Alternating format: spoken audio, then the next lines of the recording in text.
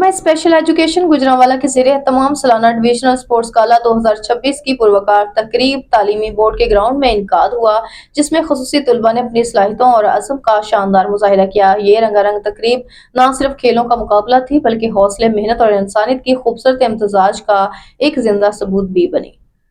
یہ رنگا رنگ تقریب نہ صرف کھیلوں کا مقابلہ تھی بلکہ حوصلے، محنت اور انسانیت کے خوبصورت امتزاج کا ایک زندہ ثبوت بھی بنی۔ تقریب میں D E O special education Asad Ullah, deputy director تعلقات عامہ منور حسین، سابق deputy director special education Tariq Nazir, divisional focal person coordinator Shafaat Hussain Naqvi, divisional sports focal person Mahwish Awan, deputy divisional sports focal person Maria Butt, اساتذہ اکرام، طلباء طالبات، معزز افسران نے بھی شرکت کی۔ اس موقع پر ڈویژن بھر کے مختلف خصوصی تعلیموں کے ادارے کے طلباء نے ریس، کرکٹ، ویل چیئر اور دیگر کھیلوں میں بھرپور حصہ لیا۔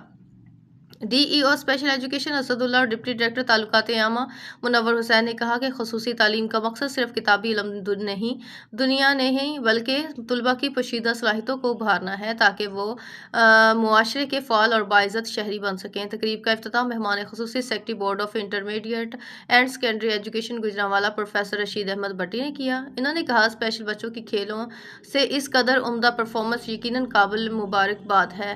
اس مشہور ماہر خصوصی تعلیم مسٹر شہزاد احمد بھٹا بھی اس تقریب میں خصوصی طور پر شریک ہوئے اور طلباء و اساتذہ کی محنت اور استاد کی تعریف کی۔